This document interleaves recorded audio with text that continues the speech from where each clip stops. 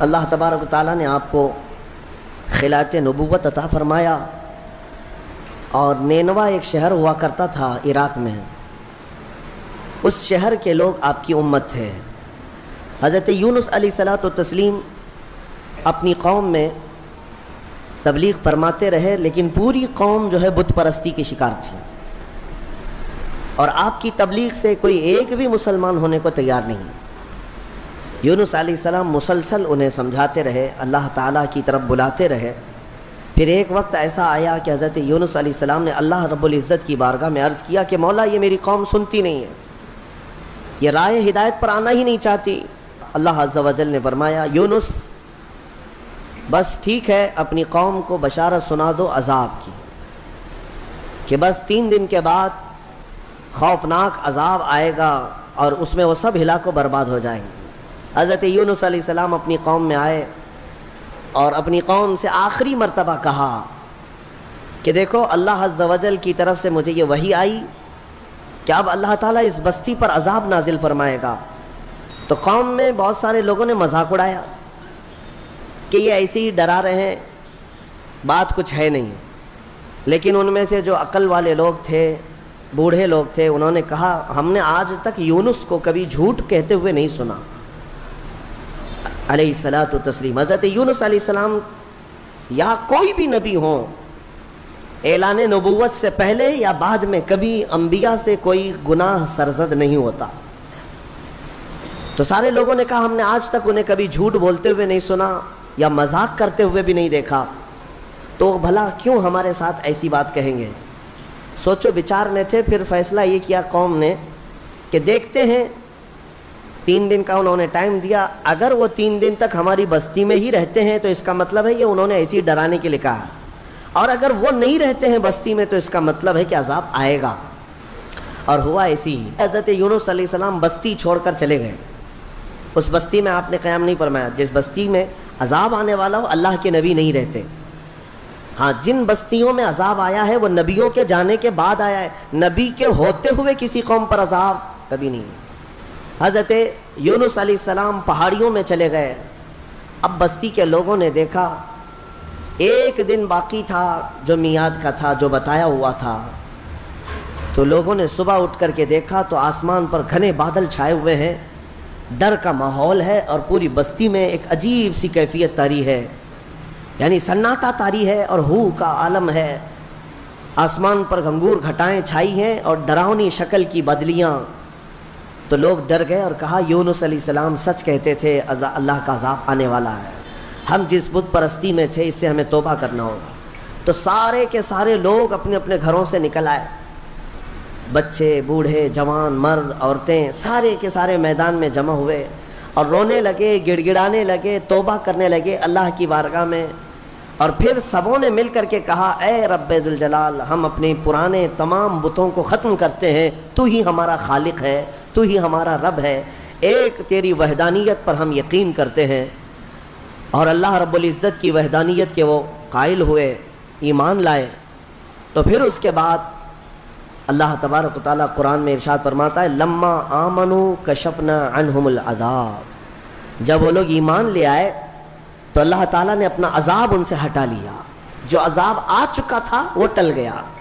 جب بھی عذاب ٹلا ہے تو وہ توبہ کی برکت سے ٹلا ہے۔ جب قوم توبہ کرتی ہے اللہ عذاب اٹھا لیتا ہے۔ آج ہم نے تلاوت کیا اس میں پارے میں۔ اب وہ بستی والے سارے کے سارے مومن ہو گئے، ایمان لائے۔ اور اس کے بعد یونس علیہ السلام تو تھے ہی نہیں بستی میں۔ انہوں نے دیکھا، رات کو وہ محسوس کر رہے تھے کہ عذاب آنے والا ہے، آنے والا ہے، دور بیٹھ کر کے آپ دیکھ رہے تھے، لیکن پھر دن گزرتے ہی عذاب ٹل گیا، آسمان صاف ہو گیا۔ تو حضرت یونس علیہ السلام کے دل میں یہ خیال گزرا کہ اب واپس اگر میں بستی میں جاؤں تو کہیں لوگ مجھے جھوٹا نہ کہیں، میں نے اللہ کے عذاب سے انہیں ڈرایا تھا اور دن بھی بتایا تھا، عذاب نہیں آیا تو کہیں لوگ مجھے جھوٹا نہ کہیں۔ اس لیے یونس علیہ السلام اپنی بستی میں جانے کی بجائے ایک لمبے سفر پر چل پڑے، اپنی قوم کی طرف نہیں آئے۔ انہوں نے کشتی میں سواری کی اور نکل پڑے۔ ان کا ارادہ تھا بہت دور دراز علاقے میں چلا جاؤں گا۔ اب یہاں پر میں آپ سے بتانا چاہتا ہوں، یونس علیہ السلام نے انتظار نہیں کیا اللہ رب العزت کی وحی کا۔ کہ اللہ کا حکم کیا آتا ہے۔ اس سے پہلے ہی حضرت یونس علیہ السلام چل پڑے۔ کشتی جب بیچ میں دریا میں پہنچی تو رک گئی، اور اس زمانے میں یہ مشہور تھا کہ اگر کسی کا بھاگا ہوا غلام کشتی میں سوار ہے تو کشتی آگے نہیں بڑھتی ہے، بیچ دریا میں پہنچ کر کے کشتی رک جایا کرتی۔ اس زمانے میں یہ مشہور تھا۔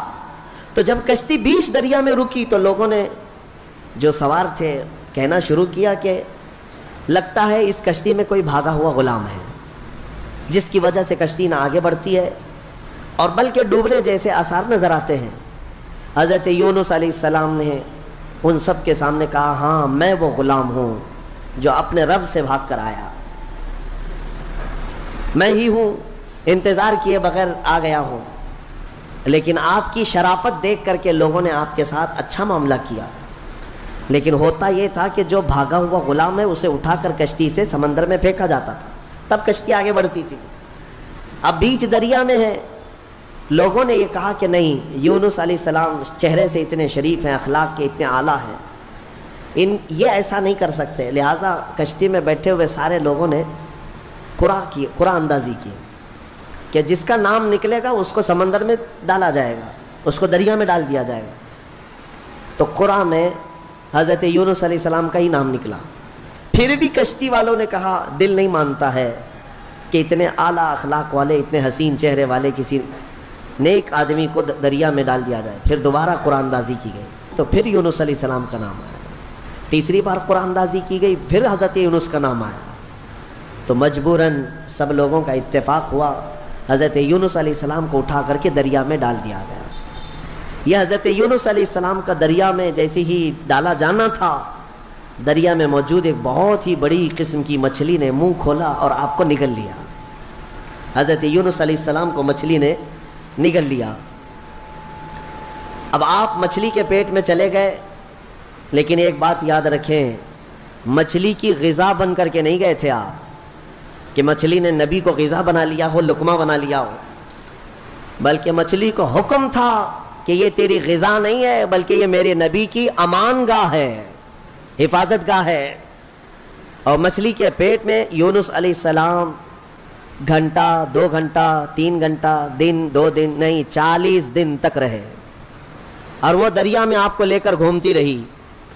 مچھلی کے پیٹ میں اندر رہنا کیا یہ ممکن ہے یا ناممکن ہے؟ بات اتنی ہے کہ مولا جس کو جہاں چاہے محفوظ رکھے، یہ وہ قادر مطلق ہے۔ 40 دن تک اندر رہے۔ اس مچھلی کے پیٹ میں جو چیز ہوتی ہے وہ کیا ہوتی ہے؟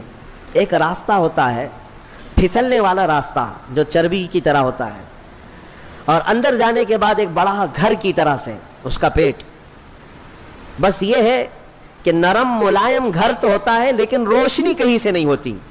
یونس علیہ السلام اس اندھیری کوٹھری کے اندر یعنی مچھلی کے پیٹ کے اندر 40 دن بتائے، 40 دن۔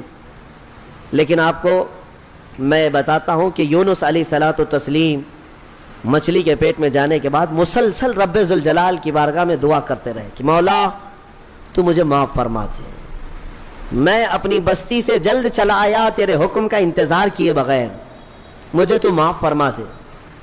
یہ دعا چلتی رہی یہاں تک کہ قرآن کہتا ہے وَظَنُّونِ إِذْ ذَهَبَ مُغَاضِبًا فَظَنَّ أَن لَّن نَّقْدِرَ عَلَيْهِ فَنَادَىٰ فِي الظُّلُمَاتِ أَن لَّا إِلَٰهَ إِلَّا أَنتَ سُبْحَانَكَ إِنِّي كُنتُ مِنَ الظَّالِمِينَ۔ رب تعالیٰ فرماتا ہے مچھلی والا، ذنون کہا گیا یونس علیہ السلام، یونس علیہ السلام کا ایک لقب آیا ہے ذنون، مچھلی والا۔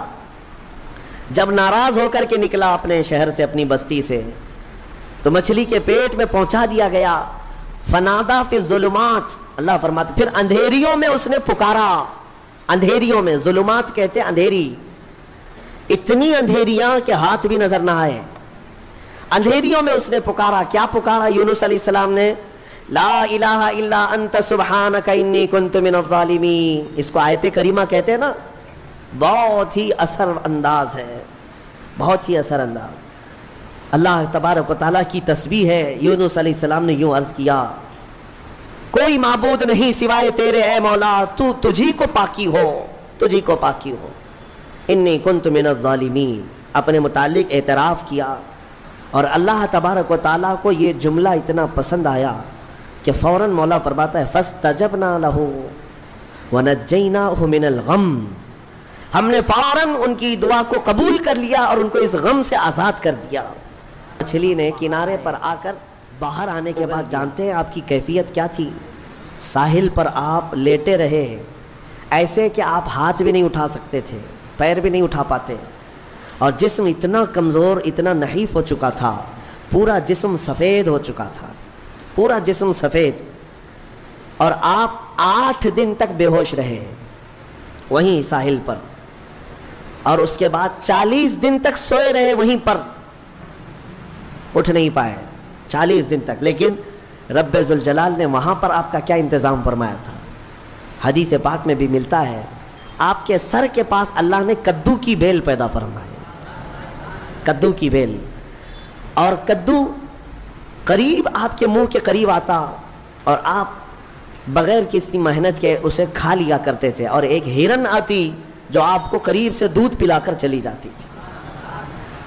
آپ کو میں حدیث پاک بتاؤں، حضور پاک صلی اللہ تعالیٰ علیہ وسلم کے پاس ایک صحابی نے کدو پیش کیا، تو میرے آقا صلی اللہ تعالیٰ علیہ وسلم نے لیا اور مسکرایا اور فرمایا یہ میرے بھائی یونس کا پھل ہے، اور حضور نے اسے پسند فرمایا۔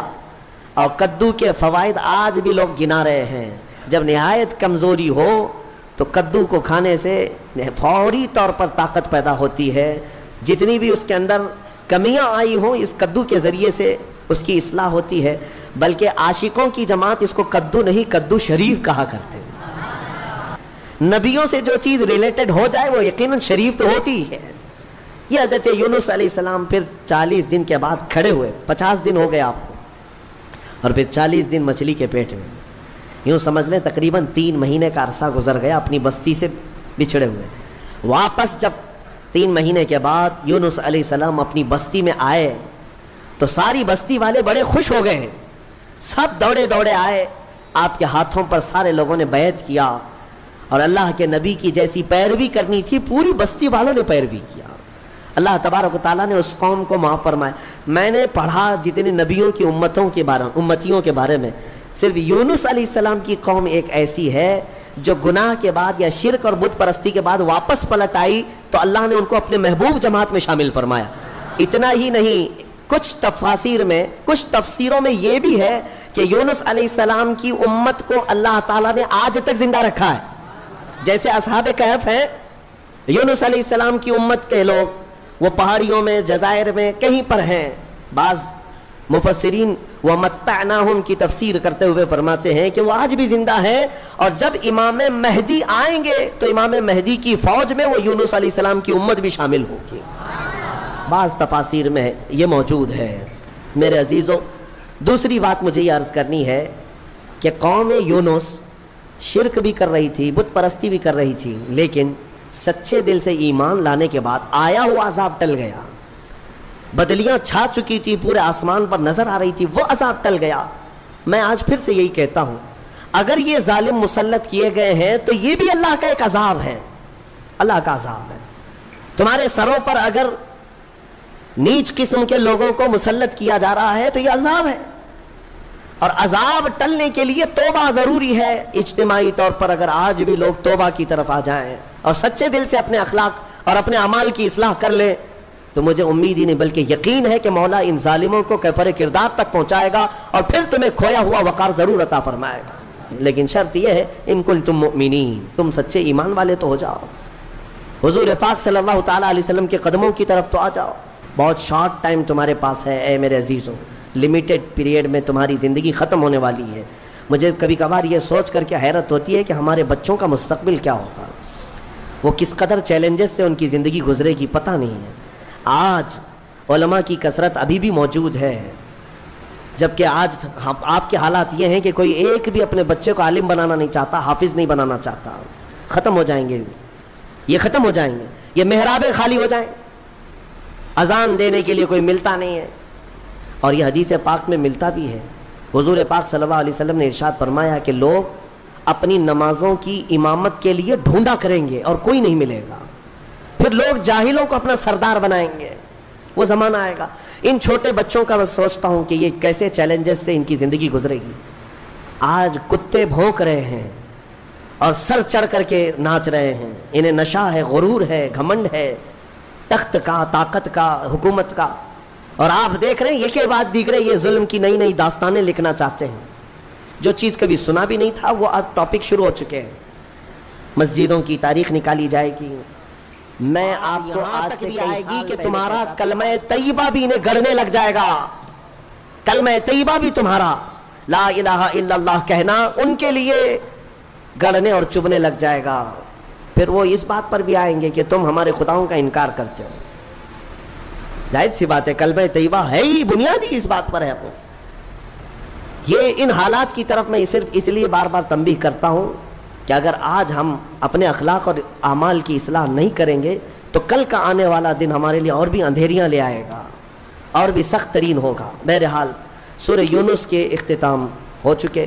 سورہ توبہ کی آخری آیت مجھے عرض کرنی تھی جو بڑی فضیلت والی بھی ہے. دو آیتیں ہیں اور بڑی فضیلت والی آیتیں ہیں جس میں اللہ تعالیٰ فرماتا ہے لقد جاءکم رسول من انفسکم عزیز علیہ ما عنتم حریص علیکم بالمؤمنین رؤوف رحیم. تحقیق کہ تمہارے پاس ایک ایسا رسول آیا جسے تمہارا تکلیف میں پڑنا دیکھا نہیں جاتا. اس رسول کو برداشت نہیں ہوتا تمہارا تکلیف میں پڑنا. ایک صفت میرے رسول کی یہ بتائی عزیز علیہ ما عنتم. رسول کو یہ گوارا ہی نہیں ہوتا کہ امت تکلیف میں ہو. حریص علیکم بالمؤمنین. اور اس رسول کی دوسری عادت یہ ہے کہ اگر سب سے زیادہ کسی بات کی وہ رسول طلب رکھتا ہے تو صرف تمہارے ایمان کی کہ تم ایمان والے ہو جاؤ. اور پھر تیسری چیز رب تعالیٰ فرماتا ہے رؤوف الرحیم نہایت نرم دل اور رحم کرنے والا شفیق رسول تمہارے پاس آیا. یہ تین صفات لے کر کے میرے مصطفیٰ تشریف لائے.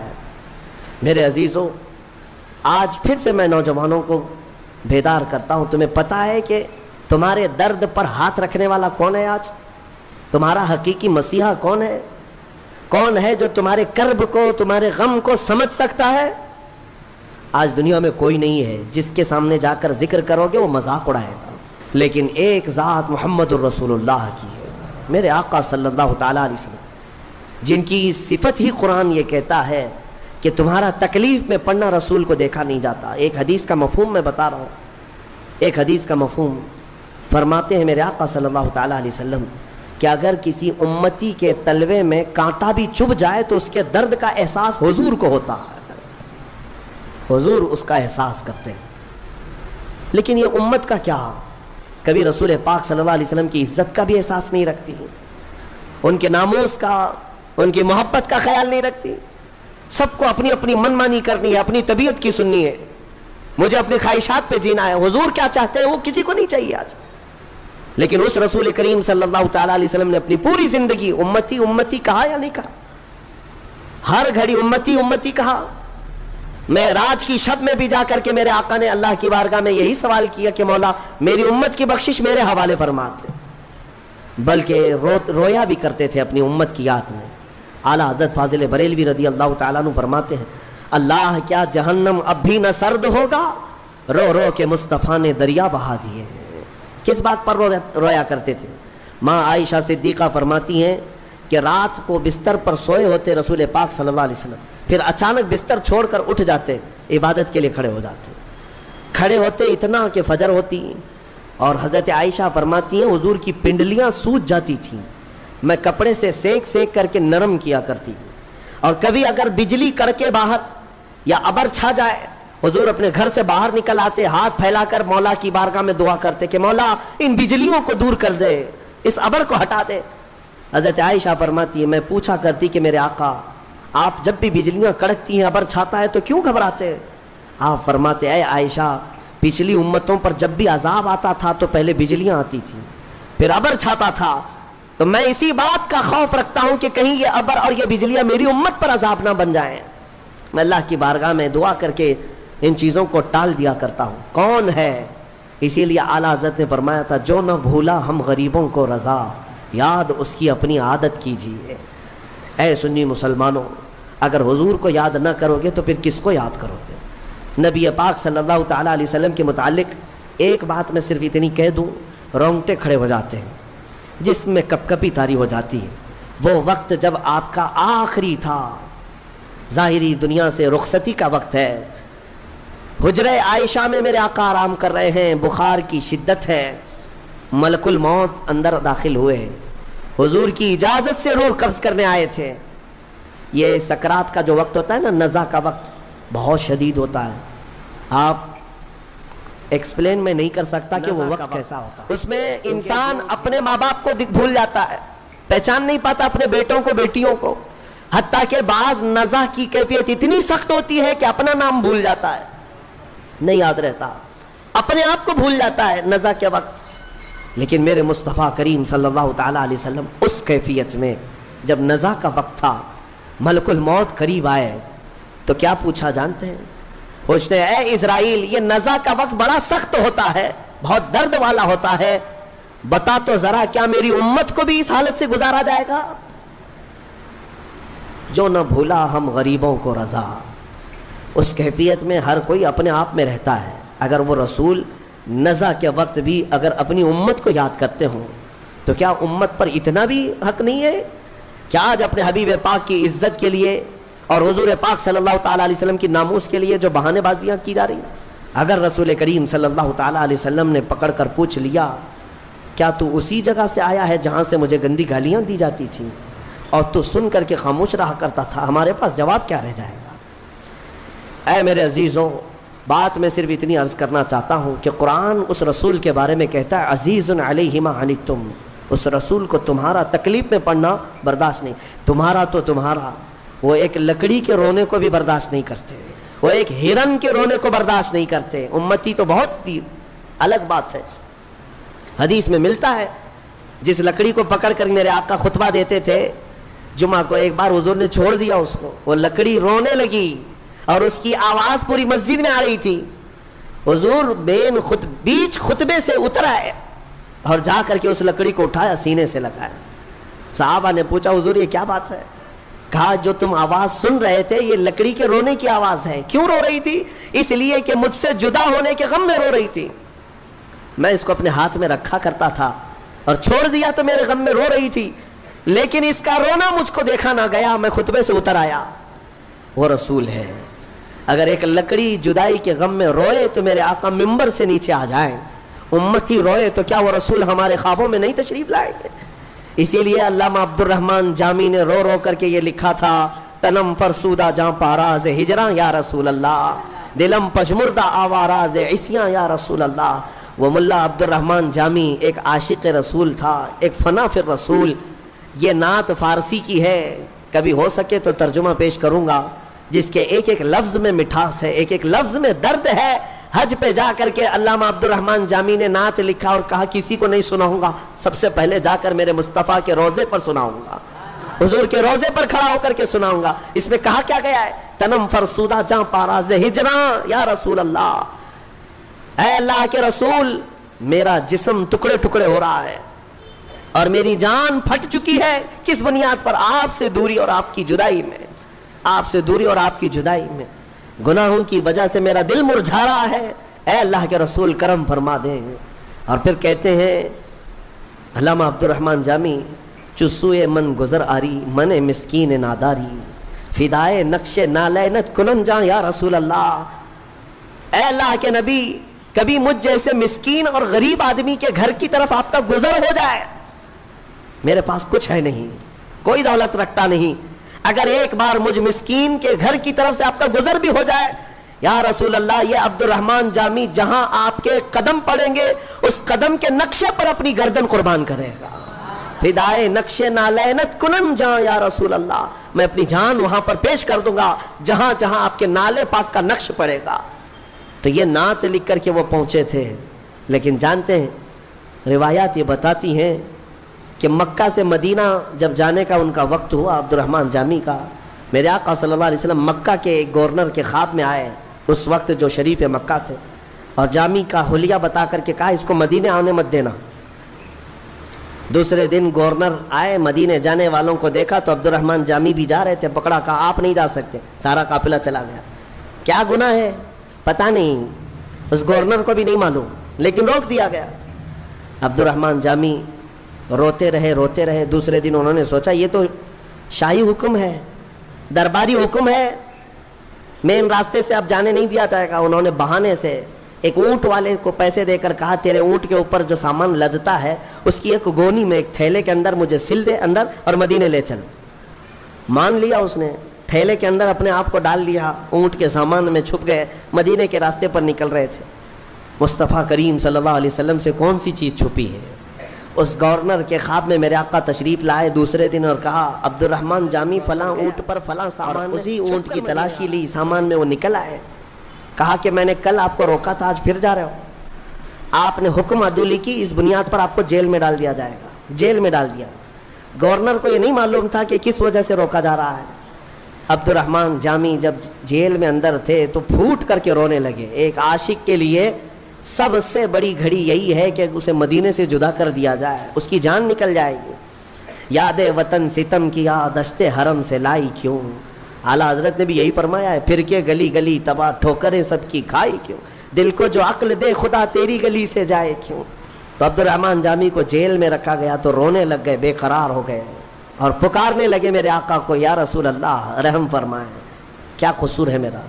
شریف مکہ گورنر مکہ کو حضور اکرم صلی اللہ علیہ وسلم نے خواب میں پوچھا تیسرے دن کیا کیا تو نے عبد الرحمن جامی کے ساتھ؟ کہا اس کو جیل میں بند کر دیا. کہا کیوں؟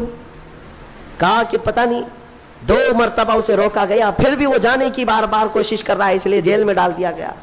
پتہ نہیں کون سی غلطیاں ہیں اس کی, کون سی خطائیں. میرے آقا آپ کے مدینے میں وہ نہیں آ سکتا. اللہ کے حبیب صلی اللہ علیہ وسلم نے جو فرمایا وہی بات مجھے عرض کرنی ہے. کہا کہ عبد الرحمن جامی کو اس لیے نہیں روکا گیا کہ وہ خطا کار ہے, اس لیے میں روک رہا ہوں کیا وہ آ کر میری قبر کے پاس ایک نعت سنانے والا ہے, اگر وہ سنایا تو مجھے اپنی قبر سے باہر آنا ہوگا. اللہ اکبر. یعنی میرے مصطفیٰ کریم صلی اللہ علیہ وسلم آج بھی غلاموں کی دستگیری فرماتے ہیں, آج بھی درد کا احساس میرے آقا رکھتے ہیں. امام بوسیری کے ساتھ کیا ہوا؟ فالج کے موقع پر جب آپ کو لقوا مار گیا تب آپ نے قصیدہ بردہ لکھا تھا, مولا یا صلی وسلم دائما ابدا. 170 اشعار لکھے تھے. فالج ہوا تھا لقوا, اور اس وقت بھی میرے آقا خواب میں تشریف لائے اور صرف ہاتھ ان کے جسم پر پھیر کر دعا کیا کہ اللہ تجھے شفا دے دے, اور جو تو نے میری تعریف میں قصیدہ لکھا لے میں اپنی چادر تجھے تحفے میں دیتا ہوں. چادر بھی عطا کی ہے. اتنا دیا سرکار نے مجھ کو جتنی میری اوقات نہیں, یہ تو ان کا کرم ہے ورنہ مجھ میں تو ایسی بات نہیں.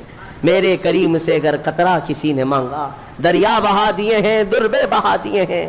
اور اسی لیے میرے امام اعلیٰ حضرت نے سچ کہا ہے, کون دیتا ہے دینے کو منہ چاہیے, اور دینے والا ہے سچا. میرے آقا صلی اللہ علیہ وسلم کو اگر تم نہیں محسوس کر پائے تو آج آ جاؤ, اس آیت کو پڑھو. حضرت ابو بکر شبلی رحمۃ اللہ علیہ, یہ سلسلہ قادریہ کے بڑے بزرگ ہیں, غوث پاک کے دادا مرشد ہوتے ہیں.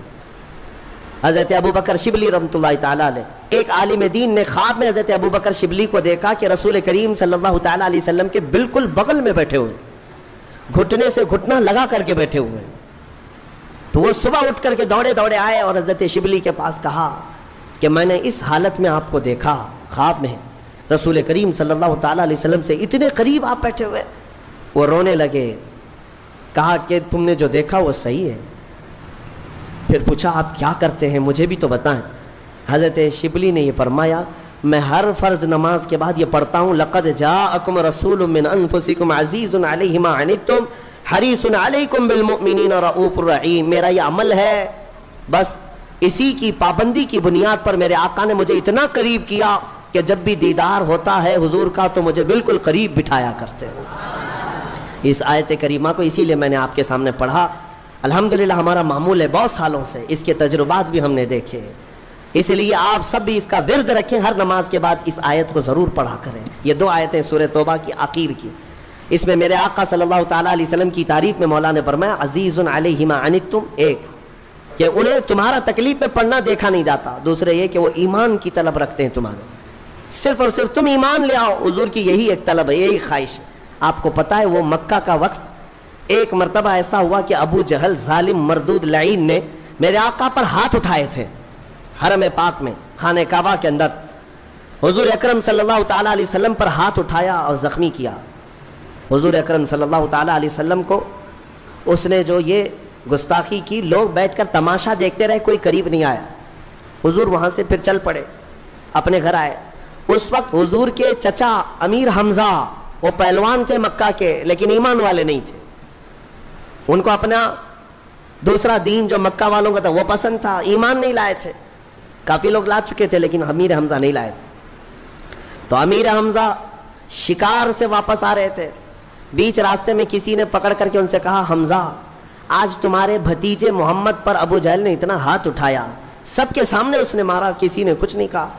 امیر حمزہ کو غیرت جاگ گئی اپنے میں، اس کے باوجود حضور پاک صلی اللہ تعالیٰ علیہ وسلم چونکہ سگے بھتیجے ہیں امیر حمزہ کے، غیرت جاگ گئی، حضور کے پاس آئے ہی نہیں، سیدھے حرم میں گئے۔ ابو جہل میٹنگ میں بیٹھا ہوا تھا لوگوں کے درمیان، اس کا جامہ پکڑا، کالر پکڑا، کھینچتے ہوئے صحن میں لائے اور بیچ صحن میں لا کر اس کو اتنا لاتوں سے گھوسوں سے مارا، خوب مارا، اور اس کے بعد کہا، خبردار تو سمجھتا ہے کہ محمد یتیم ہو گیا اور اس کے گھر میں کوئی نہیں، اس کے بعد اگر انگلی بھی اٹھائے گا تو توڑ ڈالوں گا۔ امیر حمزہ کا یہ جلال تھا، پورا قریش دیکھتا رہ گیا اور دوسرے لوگ خاموش رہ گئے کیونکہ امیر حمزہ کے مقابل میں کوئی نہیں آتا تھا۔ ابو جہل خوب پیٹا، مارا گیا اور اس کے بعد دم دبا کر چلا بھی گیا۔ امیر حمزہ چونکہ بدلہ لے چکے تھے اور آواز بھی بلند ہو گئی لوگوں کے درمیان کہ ہاں محمد کو جتنا صلی اللہ علیہ وسلم اس نے ابو جہل نے ہاتھ لگایا اس سے کئی گنا زیادہ تو امیر حمزہ نے پیٹ ڈالا اس کو۔ حضرت امیر حمزہ آئے حضور کو ڈھونڈتے ہوئے کہ خوشخبری دے دوں، کہاں ہے حضور؟ ایک جگہ بیٹھے ہوئے تھے، آئے، کہا، بھتیجے آج کا حادثہ مجھے پتا چلا کہ اس مردود نے تم پر ہاتھ اٹھایا، مجھ سے برداشت نہیں ہوا، میری غیرت نہیں، گوارا نہیں کیا، میں آتا بھی تم سے ملنے تو کیسے آتا، اس لیے سیدھے میں شکار سے حرم میں گیا اور پہلے اس کو اچھی طرح سے پیٹا ہوں، لوگوں سے پوچھو، خوب مارا ہوں، اور پھر تمہارے پاس آیا ہوں، بدلہ لے چکا ہوں۔ حضور سنتے رہے، امیر حمزہ بولتے رہے۔ پھر تھوڑی دیر کے بعد امیر حمزہ نے کہا کہ بھول جاؤ غم کو، اب مسکرا تو دو، حضور کی مسکراہٹ کے طلبگار تھے، آپ مسکرا دو، ابھی جو ہو گیا ختم، میں نے بدلہ لے لیا آپ کی طرف سے۔ میرے آقا نے چہرہ اٹھایا اور پوچھا، حمزہ آپ میری خوشی چاہتے ہو، میری مسکراہٹ چاہتے ہو؟ کہا ہاں۔ میرے آقا نے فرمایا، بدلے سے میں نہیں مسکراؤں گا، ایک بار آپ ایمان لے آؤ میں مسکرا دوں گا۔ کلمہ طیبہ پڑھو۔ امیر حمزہ کہتے ہیں دنیا کا کوئی انسان ایسا نہیں ہوگا کہ وہ اپنے دشمن سے بدلہ لے لینے کے بعد خوش نہ ہوتا ہو، صرف میں نے محمد کو دیکھا، وہ جیتے ہیں تو بدلہ لینے کے لیے نہیں بلکہ لوگوں کے ایمان کی طلب میں جیتے ہیں۔ وہی قرآن کہتا ہے، حریص علیکم بالمؤمنین، وہ رسول تمہارے پاس آیا ہے جسے صرف تمہارے ایمان کی طلب ہے، تمہارے ایمان کی طلب، اور رؤوف الرحیم، نہایت ہی نرم اور نہایت ہی شفقت کرنے والا۔ اسی لیے اعلیٰ حضرت کے کبھی اشعار پڑھو تو سمجھ میں آئے گا، وہ اتنا رحم کرنے والے رسول ہیں، اتنا رحم۔ میاں آپ آزما کر کے دیکھ لینا، کسی کے ساتھ دھوکہ کیا ہو، کسی کی بات آپ نے ٹال دیا ہو، ایک بار کسی نے آپ کو 100 روپے دیے، 1000 روپے دیے، 10,000 روپے دیے، نہیں لوٹائے، دوسری بار جاؤ اس سے مانگنے کے لیے، دروازہ بند کر لے گا، راستہ کاٹ لے گا۔ ہاں اگر کسی کے ساتھ آپ کے جھگڑے ہو چکے ہو، کیا پھر دوبارہ آپ اس کے سامنے جاتے ہیں؟ انسانوں کے حالات تو یہ ہیں، لیکن میرے مصطفیٰ کریم صلی اللہ علیہ وسلم کے رحم کا حال یہ ہے، رحم کا حال یہ ہے۔ اعلیٰ حضرت فرماتے ہیں، کر کے تمہارے گناہ مانگے تمہاری پناہ، اور تم کہو دامن میں آ، تم پہ کروڑوں درود۔ یا رسول اللہ، بے ہنر و بے تمیز کس کو ہوئے ہیں عزیز، بے ہنر و بے تمیز کس کو ہوئے ہیں عزیز، ایک تمہارے سوا تم پہ کروڑوں درود۔ اور پھر قیامت کے دن بھی کچھ لوگوں کو فرشتے پکار رہے ہوں گے، فلاں بن فلاں کہاں ہے، میدان میں دکھ نہیں رہا ہے، پکڑ لاؤ، اس کا جرم ہے، فلاں مجرم ہے۔ جرم کی وجہ سے فرشتے ڈھونڈ رہے ہوں گے۔ فرشتوں کو ڈھونڈنے میں کوئی محنت لگنی ہے، وہ جہاں سے چاہیں گے اٹھا لیں گے، لیکن کچھ مجرموں کو میدان میں ڈھونڈا جا رہا ہوگا لیکن وہ مجرم مل نہیں رہے ہوں گے، تو پھر اسی کو امام زمن کہتے ہیں، ڈھونڈا ہی کرے صدر قیامت کے سپاہی، وہ کس کو ملے جو تیرے دامن میں چھپا ہو۔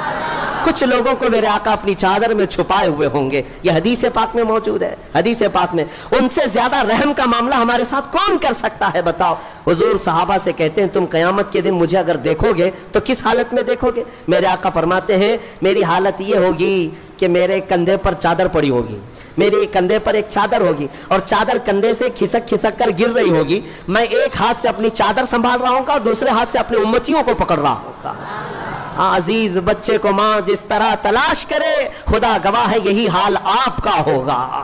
جیسے عزیز بچے کو ماں یہاں ڈھونڈتی ہے کہاں ہے میرا بچہ، حضور اکرم صلی اللہ علیہ وسلم قیامت کے دن اپنی امتیوں کو ڈھونڈ رہے ہوں گے۔ جو رسول یہاں بھی رحم کرے اور قبر میں ہمارے پہنچنے کے بعد نکیرین سے پہلے ہی آ جائے اور پھر حشر میں ہماری سفارش کرے، تو اے سنی مسلمانوں بتاؤ کیا اس رسول کی یاد کرنا ہم پر حق نہیں ہے؟ کیا ہم پر فرض نہیں ہے؟ ہمارے لیے یہی تو ہمارا عین شیوا بن جائے، ہمارا دستور العین بن جائے، زندگی کا ہمارا مین مقصد یہ بن جائے کہ دم میں جب تک دم ہے ذکر ان کا سناتے جائیں گے، دم میں جب تک دم ہے ذکر ان کا سناتے جائیں گے۔ آج لے ان کی پناہ، آج مدد مانگ ان سے، کل نہ مانیں گے قیامت میں اگر مان گیا۔